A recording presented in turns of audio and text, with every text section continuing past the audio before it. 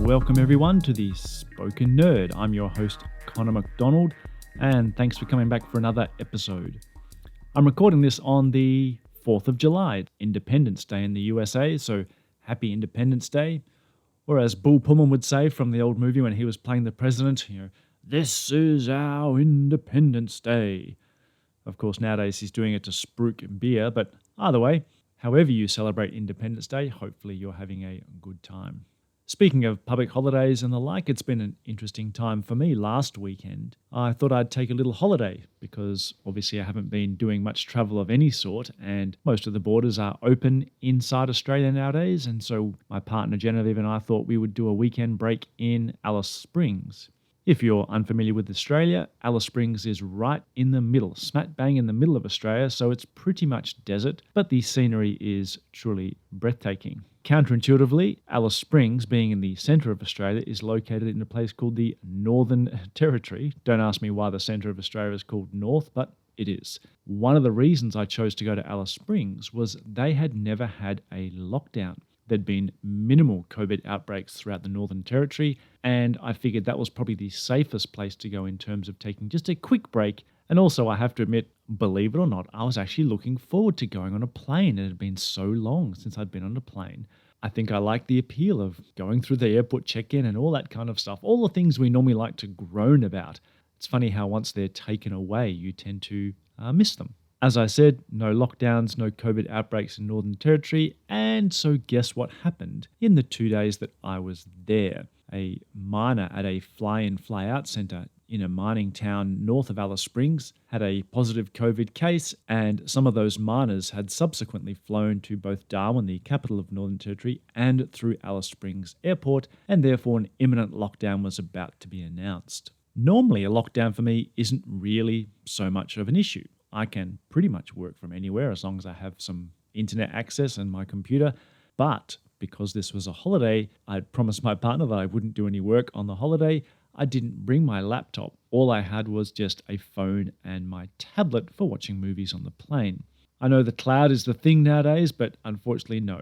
I don't think even having the cloud available means you'll be able to survive that well on just a tablet as an IT professional. So as the saying goes, my partner and I, we wanted to get the hell out of Dodge. The aim was to get back to Perth as quickly as possible before we got stuck in any kind of quarantine. Quarantine's different to a lockdown here, where quarantine means you have to self-isolate.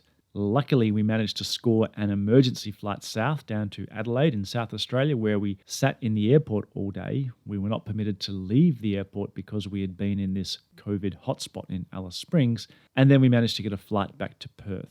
And so here we are, my partner and I, in lockdown central, or in fact quarantine central, which means we can't leave the house under any circumstance. So what better time then to record a podcast? Today's episode is on the topic of SQL tuning. I freely admit, I'd imagine there are so many resources out there for SQL tuning, you might already be thinking to yourself, oh, here we go again, another same old on tuning and explain plan and optimize the stats, etc. I want to be very upfront here. Because this is a podcast format, I don't intend to get too deep into the syntax and execution plans, etc. It's just not feasible on an audio medium. But it's not just the podcast format that justifies my reason not to get too deep into the detail. In particular, my motivation for doing this on a podcast is I believe that getting deep into the technicals is often the totally wrong thing to do anyway. With that in mind, to kick things off in what will be no surprise to anyone, I'm going to get up on my high horse or jump up on my soapbox, pick any term you like which represents Connor ranting and pontificating in his normal way. Here is the problem. SQL tuning sounds sexy. And it is. As an IT practitioner, when you manage to do some SQL tuning, which turns a long-running process into a fast-running process, it is very seductive. You feel like a bit of a superhero.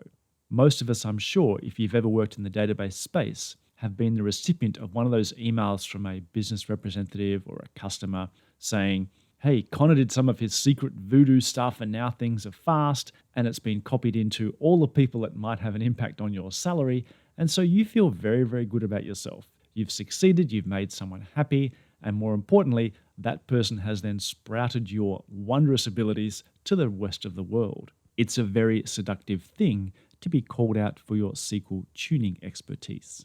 But my aim today is to absolutely turn that on its head. If you are tuning SQL, then most of the time you are failing, in my opinion. And let me try elucidate on that by giving some examples. I'll give you 2 real-life examples from my own IT career. The first example was with a customer that dealt with a typical financial application. Thus, that financial application consisted of customers, and those customers would conduct financial transactions. And it was a very, very big customer. I won't name them, obviously, but they had very large tables consisting of billions of transactions for customers coming in over the years. We'll keep the modeling very, very simple. Let's just assume they have a single large transaction table, and every transaction has a customer attribute or an account number, for example, and it has a timestamp of when that transaction occurred, plus all the relevant details as well in terms of the monetary amount, etc.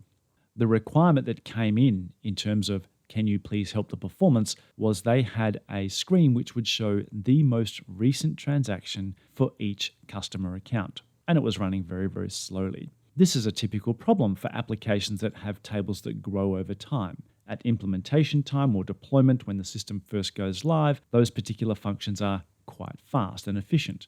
As the data volumes grow, they slow down over time, and customers generally put up with this more and more and more, and eventually it hits some threshold where they just spit the dummy, as we say in Australia, and they start to vent their spleen about how come this screen has got so slow, or how come this report is so slow, or how come my browser is timing out, etc. If we assume a trivial data model of a single large transaction table with a customer attribute, one can imagine the SQL query that would be required to show the most recent transaction for each customer. It's a simple select customer max timestamp from my transaction table with a group by. It's easy to see why that would slow down as the transaction table gets larger and larger. Let's now consider some of the SQL tuning options that can be explored to make this faster. And these were indeed options that we explored when I was at this customer site. The first and simplest option is what we call the Kiwi approach, kill it with iron. In other words, it's a big table, we have a big server, let's just run that query in parallel. And generally, as a mitigation exercise, that works fine. You're simply saying, I need to throw more server resources at this problem in order to give the illusion that the process has become more efficient. This was indeed the first port of call for this customer, and whilst it did work, when these queries were running, it absolutely smashed the server. These were the days before parallel statement queuing existed as a function in the Oracle database. As a consequence, instead of getting 10 phone calls from 10 upset customers who were using the screen showing the most recent transaction, now we were getting 1,000 phone calls from across the organization because everything was running slow because the parallel threads were absolutely mauling the server. So yes, it solved the problem, but it created many others and had to be abandoned as a solution. The second option was to consider what I call a thin table. This is the scenario where you pick just the columns that will be required to satisfy this query, in this case, the customer ID and perhaps the transaction timestamp, and you put them into an index. The index therefore becomes a thin or smaller version of the entire table, which is used just to satisfy this query. That makes a full scan much more efficient because you're scanning less volume of data, but as a consequence, that additional index now needs to be maintained. That slows down DML, adds to the size of the database, increases backup times, etc. And if you're a regular podcast listener of mine, you'll know my views on indexing and why every index is a risk to your organization because of the potential implications across all the application SQL. The third option that we explored was partitioning. The benefit of partitioning in terms of query performance really comes down to the ability to use partition pruning. For example, if we took this large transaction table and partitioned it into, say, monthly partitions, then when we're trying to satisfy the query of showing me the most recent transaction for each customer, we could limit that to say, let's just go look for the last few months worth of data. We would run under the assumption that most customers would do a transaction at least once within the last 3 months, and therefore we would get the correct data for them. For the smattering of customers that haven't done a transaction in the last 3 months, We would simply amend the screen to do something like, yes, more than 3 months ago was their last transaction. This is sometimes risky ground because whilst we are solving the performance tuning issue, we are also changing the business function of that particular screen or report or browser page. We are no longer showing the exact transaction time for every customer, just most of them. Moreover, if we go down the partitioning route and this organization is not actively using it already anywhere else, then you're also up for a license hit. Partitioning is a separately licensed option of the Oracle database. Don't get me wrong, I'm not trying to stamp on these solutions. All of these solutions are totally valid depending on the circumstance that's most appropriate for any particular customer.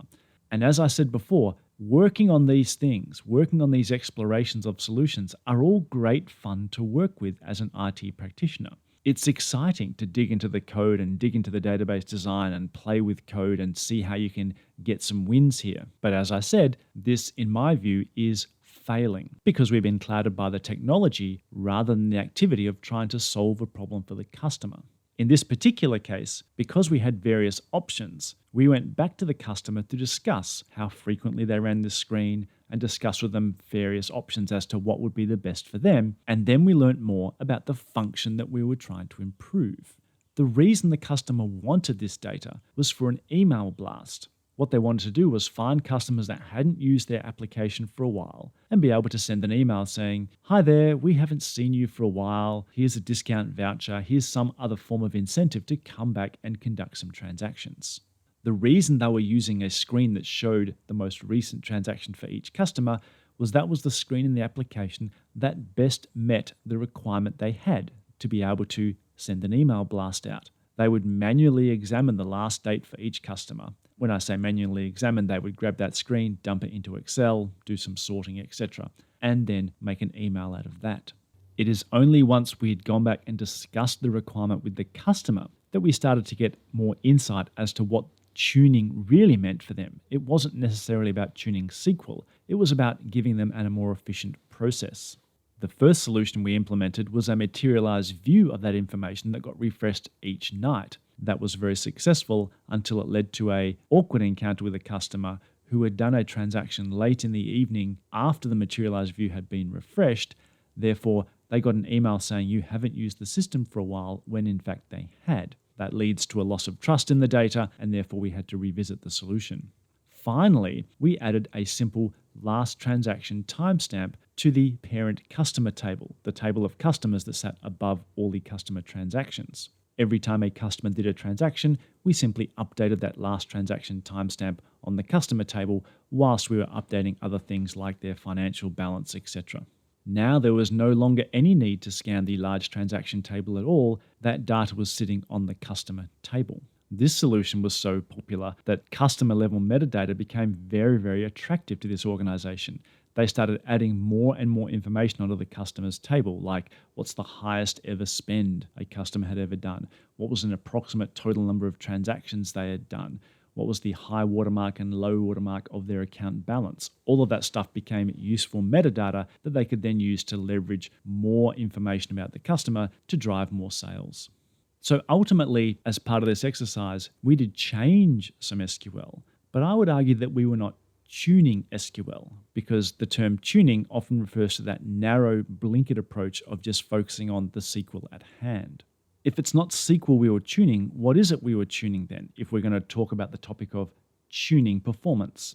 In my view, I say the thing we are always trying to tune is the user experience. For any youngsters that are listening, that's the UX in the modern cool parlance. But I cannot stress this enough. As an IT practitioner, it is so easy to get lured by the siren's call of solving every problem with SQL tuning or in general applying technology or applying more solutions and more code, but you really have to try resist that. It is always about tuning the customer or user experience, and if you can keep your mind focused on that, then sometimes a SQL solution or even a tech solution is not going to be appropriate. Let's face it, no customer is ever going to come to you as an IT person and say, "Hey Connor, I think the three-way join to yield the budget forecast results is doing an excessive index range scan on the product ID index." No, they're going to come to you with, That damn budget report takes forever. That is the problem that you're trying to solve. And so that is the thing you're trying to tune. The user experience, the budget report, not the SQL inside it, not any form of technology inside it. Focus on the user experience. And then it may end up needing to apply technical fixes, but focus on that experience first. With that in mind, let me talk about the second example to really hopefully reinforce that point. I once got asked to help a customer on a performance issue on their application. That application was a third-party app. So we had some code access here and there, but generally not much potential for doing a lot of wholesale changes to the code base to fix problems. And that was a big drama for this particular application because this application, being a third-party app that was sold for multiple customers, had the classic what I call database design snafu, the flexible field concept. So on critical tables, they might have columns called data 1, data 2, data 3, etc., and then some sort of type column which would indicate what those columns were holding. So a given row on the table might say, this row is a type of car. Therefore, data 1 column was the make. Data 2 column was the model. The third data column was the year of manufacture, etc. But the very next row could be this type of row is a swimming pool. The first column, data 1, was the length of the pool. Data 2 is the depth of the pool, etc. That classic nightmarish design. Nowadays, we generally throw all that kind of stuff in XML or JSON, but the applications of this time frame used to have that classic lots of columns with generic names, and they were metadata driven. Within the organization, the people that had reached out to me to come help them with performance problems, they had a particular department that was really suffering. And their job description was fairly simple. They got a task list of things to do from this application, and then they would spend their working day going through that list, ticking off tasks as they go. The pain this department was suffering was to get a list of tasks to perform. The screen took 45 minutes to refresh. Understandably, they weren't particularly happy about this. The CIO for this company was copping all sorts of heat about the performance of this particular screen as that pain that CIO was receiving filtered down the line. Eventually it got to my manager, who then sold them the line of, our database expert, Connor McDonald, will come visit you at your location to help. What they were really saying was, we're going to send someone who has very little access to the code, very little potential to change anything. He's going to be the sacrificial lamb for you to absolutely go off your nut at. And that sacrificial lamb was me. To say I was hesitant is perhaps an understatement, because I knew so little could be done with that terrible design. It's almost impossible to make things better when a design is fundamentally flawed. I simply wasn't going to be able to offer them much hope. I sucked up a little bit of courage, a little bit of bravery, and went out to visit this department, fully getting ready to get burned at the stake. On arrival, I tried to diffuse things a little. I opened up with, look, I know the task list is terrible. We're doing some work on it, but I don't have a lot of facilities to actually make a lot of changes to that part of the system, really just trying to break the ice. And to their credit, this department didn't burn me at the stake. They were actually quite flattered that someone had come to visit them and at least hear about their pain points. So we all sat down and tried to look at how we could tune the process. And the mechanism via which we did that tuning had nothing to do with SQL.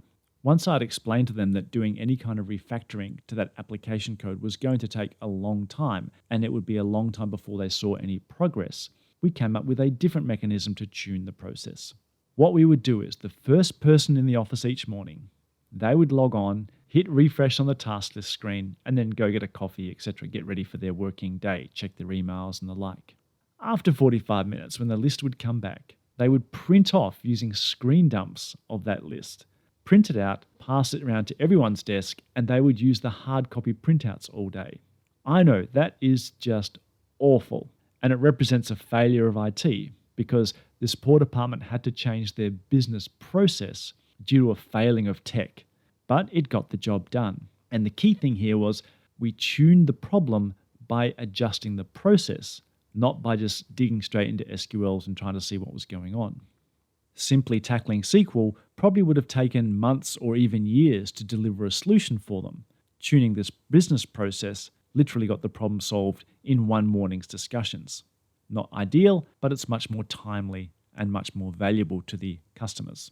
And here is another benefit of focusing on tuning the process. As we worked through this manual solution and I was observing them working, each time they went into the individual task update screen to mark one of these tasks as completed, often they would enter just a few fields of information, and then they would have to scroll and scroll and scroll and scroll all the way down to the bottom of the task maintenance screen, which was many, many pages long, to hit an OK or save button.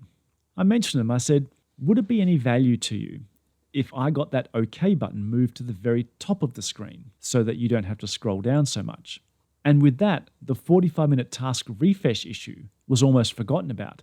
They were super excited about having this OK button moved, and obviously that is a trivial change to make. Months down the track, when we'd finally managed to get some time to do some refactoring of the task list, etc., when we offered it to them as a unit of work to be completed, they didn't want it. The thing they'd loved the most out of that entire exercise was the fact that we'd moved a button to the top of the screen. And I think that's the best way to round off this first part of the podcast, which is forget about the SQL. Focus on the process. Let's assume you've taken all of that on board. You've focused on the customer, focused on the user experience, focused on the process. And after all of that, it comes down to the fact that you need to tune some SQL. I'm not saying you should never look at the SQL. I'm saying that it shouldn't be your primary focus. If ultimately, after all this, you do come down to an SQL that needs to be tuned, it's running slowly, what do you do? I don't want to turn this podcast into a 12-hour marathon, so I'm going to cover the first thing that I do when I want to tune an SQL. And to justify why it's the first thing I do, I want to take a human metaphor for this. For human beings, cardinality is everything. Now, what do I mean by cardinality from a human perspective? Let's assume you go shopping and you need to grab a few groceries. Remember those days when we could leave our house and actually go shopping? Sorry, I'm just still bitter about my quarantine experience. I go to the shop, I just want to grab a few things, I grab a basket, I wander around the shops, throw a few things in the basket, and then I come to the checkout line. Do I just go to the first checkout line I see? No, of course not. What I do is I scan along the checkout lines and I'm looking for one that has either no queue or the smallest queue possible. Sometimes I'll look along and all the checkout lanes are occupied and I'll see one person there who looks like they're just about finished, so I'll go join that line. They look like they've just got one small trolley. If I get there and it turns out that one small trolley has 10,000 small items in it, then I know I'm in for a bad day. I'm going to be stuck behind this person for many, many minutes and just get more and more frustrated as the day goes on. This is the case where I estimated that I would have the best experience by going down through this particular checkout lane, but the reality didn't meet the estimation. It turned out that when I got there, the number of items to be checked through by this previous customer was huge. This is the key thing with the Oracle Optimizer, the accuracy of its estimates versus the reality when it actually gets to the checkout lane it chose, i.e. the execution plan it chose for your query. Just like human beings, if your assessment of what's going to occur matches the reality of what occurs, then you're generally fairly happy. If the assessment of what's going to occur does not match the reality, then you're going to be pretty sad. The cool thing with the Oracle database is that we have tools that let you directly measure that, your estimation of how things are going to perform versus the reality. The best way to do that is using the SQL monitoring facilities under the package DBMS SQL Tune, but that is a separately licensed option, and I'm going to try to keep things nice and free here. This is why for any customer that contacts me with a SQL tuning problem, I resort to what I believe is one of the best hints ever invented in the Oracle database. That SQL hint is called gather_plan_statistics. If you can rerun a SQL statement that is causing you problems, with that hint, when you display the execution plan, you no longer get just the standard execution plan output. You get a slightly modified plan, which shows for each step in the plan, the estimated rows that the optimizer thought, and then the actual rows that the optimizer encountered at runtime. That is exactly the same as the human experience when you go to the supermarket and you're looking at your estimated time to get through the checkout lane versus the reality. Whenever you see this information side by side, estimates versus actuals, that is your immediate go-to point If those things are in alignment, you can be fairly confident the optimizer did a good job. And that is probably the best execution plan that is available, even if the SQL is running slowly. If the estimates and the actuals do not align, they are orders of magnitude out of whack, then that is an indication that you might need to look at why the optimizer came up with those estimates. It might be stale statistics. It might be the complexity of the SQL. It might be the bind variables. It might be a lack of histograms. It gives you an excellent pointer as to where you need to start focusing your efforts. And it really is just as simple as that. That is my first port of call whenever I get asked to tune a SQL statement. I say, can you please rerun the SQL statement with the gather plan statistics hint and send me the output of your execution plan using DBMSX plan display cursor. Often that is all I need to start either tuning the SQL directly or at least coming up with a plan of attack on how to proceed to the next phase in terms of fixing the SQL.